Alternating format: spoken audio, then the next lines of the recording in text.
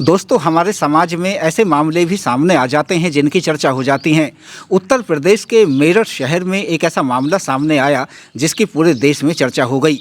सौरभ राजपूत, जो कि लंदन में रहकर जॉब किया करते थे, उनको उनकी पत्नी मुस्कान रस्तोगी ने अपने ही प्रेमी साहिल शुक्ला के साथ मिलकर हमेशा हमेशा के लिए रास्ते से हटा दिया। दोस्तों, बात सिर्फ इतनी नहीं है। बात यह है कि इस तरह के मामले हमारे समाज में न सिर्फ चिंता का कारण बनते हैं, बल्कि समाज पर एक बड़ा प्रभाव छोड़ने का भी काम करते हैं। इस तरह के मामले समाज को किस तरह से प्रभावित करते हैं और उनसे बचना कैसे चाहिए, इस संबंध में मेरे साथ बातचीत करने के लिए मौजूद हैं वरिष्ठ सामाजिक कार्यकर्ता अतुल शर्मा जी। अतुल मैम, यह मुस्कान रस्तोगी वाला जो मामला रहा, तो ये बिल्कुल एक अजीब सा मामला रहा। पूरे देश में इसकी चर्चा हो गई और इस संबंध में जहाँ तक एक संस्कारों की बात है, यह एक बात निकलकर सामने आ रही है। बहरहाल, इस केस को लेकर आपका क्या व्यू है? देखिए, ज़्यादा मैं क्या कहूँ, क्योंकि शायद लोग ये कहेंगे मेरे कहने को कि हम पुराने लोग हैं और पुरानी बातों पे चर्चा कर रहे हैं। बात यह है कि हम संस्कार नहीं दे रहे अपने बच्चों को। ऐसा पहले मुझे आज तक भी याद है कि मेरी मदर कहा करती थी कि बेटी का एक कदम इधर से इधर हुआ और माँ को सबसे पहले पता चला। पिता को भले ही पता ना लगे, लेकिन माँ को सबसे पहले पता चलता था। तो क्या माँ को नहीं दिख रहा था मुस्कान का? इतने समय तक उनका दामाद बाहर था, तो माँ को नहीं पता लग रहा था कि बेटी किस रास्ते पे चल रही है? या जो मकान मालिक थे, उनको नहीं पता था कि इनके पास कोई और आदमी आ रहा है, कोई और लड़का पड़ोस का आ रहा है जिसके साथ इसका संबंध है, उसके साथ घूमने भी जा रही है? या माँ ने जब वो बेटी को छोड़ने जा रही थी, एक बार भी पूछा कि तू कितने दिन में लौट के आएगी? वो 12 दिन मसूरी और ये आपका मनाली और धनौल्टी घूम रही है और होली भी वहीं मना रही है। देखिए, जो ब्रह्मपुरी एरिया है, एक तो वह शहर का पुराना इलाका है और वह ऐसा नहीं है कि फ्लैट कल्चर वहाँ बिल्कुल नहीं है। लोग बड़े एक दूसरे से जुड़े हुए हैं। ऐसी जगह उस लड़की का रहना, उस लड़की के पास अनजान लड़के का आना और उसी क्षेत्र में उसके माता पिता का रहना, यह आपको कितना आश्चर्यजनक लगता है? यानी समाज का जो एक ताना बाना है, उसको उसकी दृष्टि से आप कैसा देखती हैं इसको? देखिए, समाज का ताना बाना तो पूरी तरह से ढहरा है, ध्वस्त हो रहा है।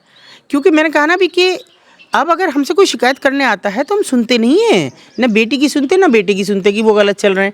उल्टा हम उसी आदमी को ब्लेम करने लगेंगे कि ये हमारे बच्चे को उड़ा रहा है, हमारे बच्चे को गलत कह रहा है। हम सुनना ही नहीं चाहते। सबसे पहले जब हमारा बच्चा या बच्ची हमारी गलत चलती है तो बाहर वाले को पता चलती है। हम तो घर में हैं, बाहर वाला अगर कहीं घूमते हुए बेटी को देखता है, बेटे को देखता है, तो वो उसको बताने की पता होना चाहिए ना।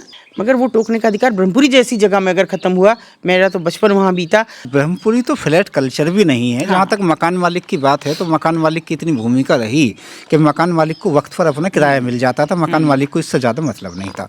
पड़ोसियों की बात है मैडम, एक दो पड़ोसी ने जैसे रोकने की कोशिश की, टोकने की कोशिश की, तो मुस्कान किसी से वास्ता नहीं रखा करती थी। लेकिन हैरानी की बात यह है कि मुस्कान के माता पिता जब उसी क्षेत्र में रह रहे थे और एवरी सैटरडे, यानी सैटरडे संडे मुस्कान अकेले रहा करती थी साहिल के साथ, और उसकी जो छोटी बच्ची है वह अपने माता पिता के पास छोड़ाया करती थी।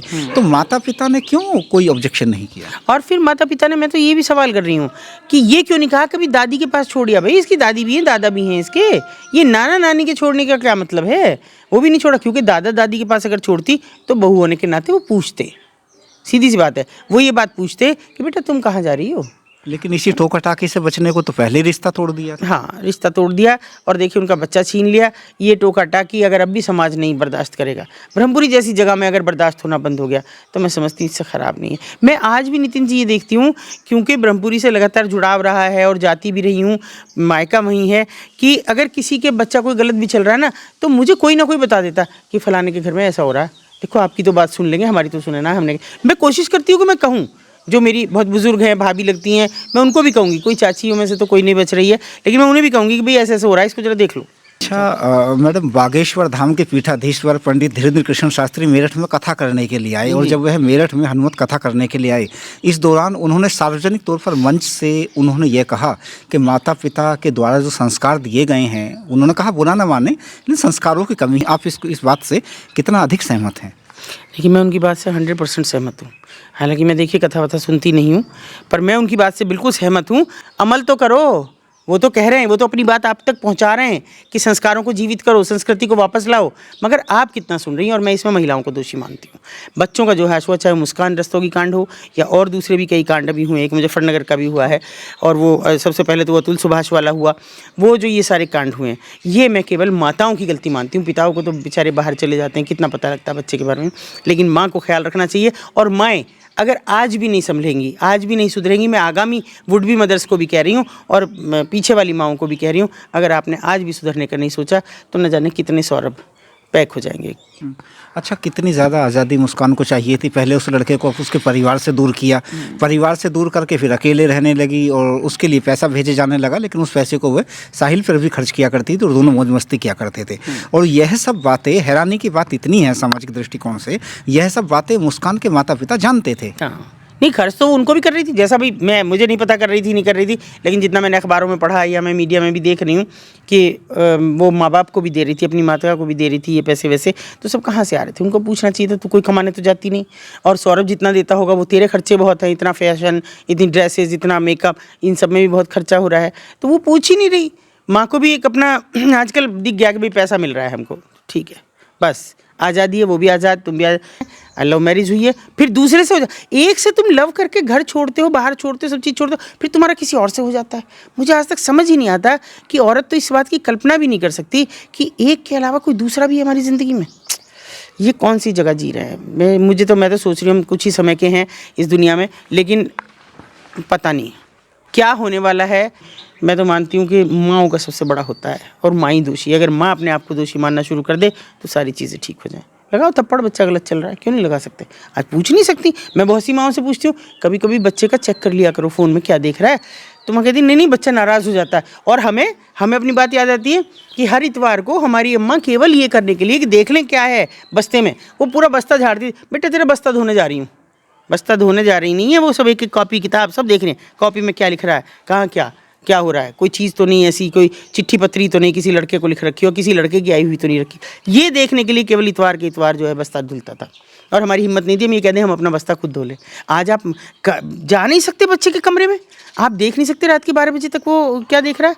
और मैं तो साफ बात, मैं तो अब भी करती हूँ, बेटा है मेरा यहाँ घर में, अगर उसने दरवाज़ा बंद कर लिया तो थप्पड़ मारे बिना छोड़ती नहीं हूँ। कैसे, ये दरवाज़ा क्यों बंद है भाई, क्या चीज़ है यहाँ, तू कोई बहू है, कौन देख रहा है तुझे, कौन, बैठ हमारे सामने बैठ। तो ये बैठना बंद कर दिया हमने, माँ बाप अलग कमरे में, बच्चे अलग कमरे में, देख ही नहीं रहे। मेरा बेटा अभी मुझे 3-4 दिन पहले यूँ कह रहा था, अरे अब भी हम तो माँ के सामने इधर उधर को करके कोई बात का जवाब दें, पता नहीं क्या कह देंगी, किस बात पे हमें डांट लगा दी। ज़रूरी था ये, इसी से प्यार भी बनता था कि हम उसे डांट सकते हैं जो हमारा है। लेकिन आज ये हमारे नहीं रहे, हमारे बच्चे हमारे नहीं हैं। लौट के आ जाओ उसी संस्कृति पे, उसी समाज पे, ये बच्चे हमारे हैं, सुधार लो इन्हें। और आज भी नहीं सुधारे तो फिर ख़त्म है। अच्छा मैम, इस मामले में एक परिवार का लड़का चला गया, निसंदेह बहुत तकलीफ़ का विषय है और उनके जख्मों की भरपाई कभी हो भी नहीं सकती, लेकिन कई लोग उसका मजाक बना रहे हैं। ये बहुत भी और भी गंदा और घटिया, ये जितनी मीम बन रहे हैं ना कि अब ड्रम ना खरीदो और ये ड्रम ला के रख लिया और दहेज ले जा रहे हैं जी, अरे एक सामान रह गया, ड्रम लाए, 2 सीमेंट के कट्टे लाए, इससे ज़्यादा किसी का क्या मजाक उड़ाएंगे। कितना संवेदनहीन समाज हो गया। कितना उसकी माँ को देखो ना, उनके बाप को देखो कि जब वो अगर मीम उनकी गलती से भी उनके सामने आ जाता होगा तो उन पर कितना जोर पड़ता होगा, कैसे उन्हें अपना बच्चा याद होता। पहली बात तो वो ये बात ही कैसे भूलेंगे, मैं भी एक माँ हूँ, इससे ज़्यादा क्रूर तो कोई हो नहीं सकता। और मैं तो सच में कह रही हूँ, उनका मिलना तो बहुत दूर, उनकी सुनवाई तो बहुत दूर, बिना कुछ फास्ट ट्रैक में डाल के इनको फांसी होनी चाहिए। फांसी भी नहीं, उम्र कैद होनी चाहिए, क्योंकि फांसी से तो मर जाता है आदमी, छूट जाता है। तिल तिल करके मरें, जिस प्यार को पाने के लिए उन्होंने ये सब किया ना, वो उस प्यार के बिना मरे। मैं तो ये चाहती हूँ, ऐसा हर पेयर को मैं कहती हूँ जो इस तरह का कर रहे हैं, उनको हर किसी को कोर्ट बिल्कुल संवेदनहीन बन के सोचे कि उम्र कैद दो। फांसी की सज़ा जो मांगते हैं मैं नहीं समझती वो कोई ठीक है। फांसी से तो आदमी एक बार मरा, ख़त्म हो गया, लेकिन उम्र कैद हो आजीवन, जब तक वो जिंदा रहें। समाज को एक मैसेज जाए, बिल्कुल समाज को मैसेज जाए। बिल्कुल। देखिए, अच्छे स्वस्थ समाज के लिए हमें अपने संस्कारों की पूंजी को बनाए रखना बहुत ज़्यादा ज़रूरी है। दोस्तों, इस वीडियो पर आपकी क्या राय है, कमेंट बॉक्स में ज़रूर बताएं।